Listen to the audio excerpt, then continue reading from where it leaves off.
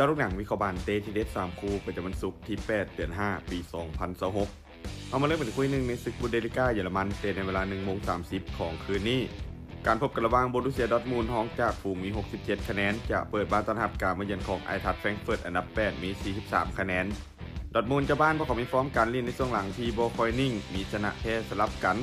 ที่มีจุดเด่นในการเล่นเกมบุกที่ถือว่าอันตรายจากคาเสเดียในการยิงประตูอยู่ที่2ประตูต่อเกมโดยเฉพาะเกมในบ้านที่พวกเขามักจะเปิดเกมบุกใส่คู่แข่งแบบเต็มที่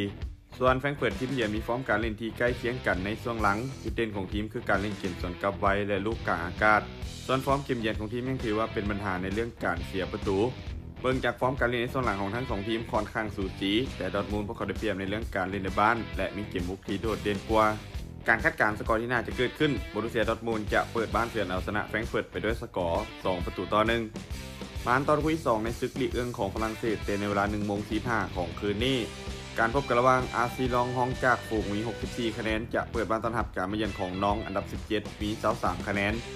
รองจากบ้านพวกเขามีฟอร์มการเล่นล่าสุดในช่วงหลังที่ถือว่าบ่ค่อยนิ่งเท่าใดด้วยการชนะ2เสมอ2แพ้1จาก5เกมหลังสุดแต่พวกเขายังคงมีจุดแข็งจากการเล่นในบ้านเกมเพสซิ่งที่ดีและยิงประตูได้ค่อนข้างต่อเนื่อง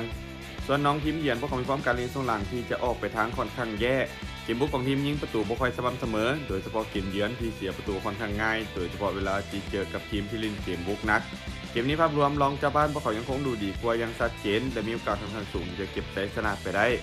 การคาดการณ์สกอร์ที่น่าจะเกิดขึ้นอาร์ซีลองจะเปิดบ้านเอาชนะนองไปด้วยสกอร์3-1มาตอนคู่ที่3ในศึกลาลิก้าสเปนเตะในเวลา 2:00 ของคืนนี้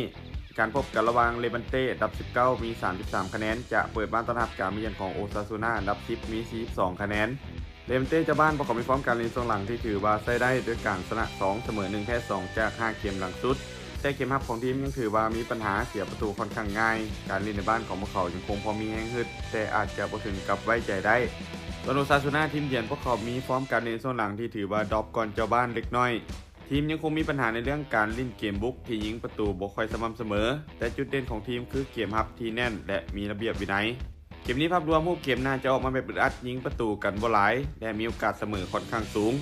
การคาดการณ์สกอร์ที่น่าจะเกิดขึ้นเลวันเต้จะเปิดบ้านแบ่งแต้มกับโอซาซูน่าไปด้วยสกอร์1-1สุดท้ายนี้เดี๋ยวทุกคนสนใจแนวทางดีๆแบบนี้อย่าลืมกดไลค์กดแชร์ออกไปเพื่อเป็นแนวทางเพิ่มเติม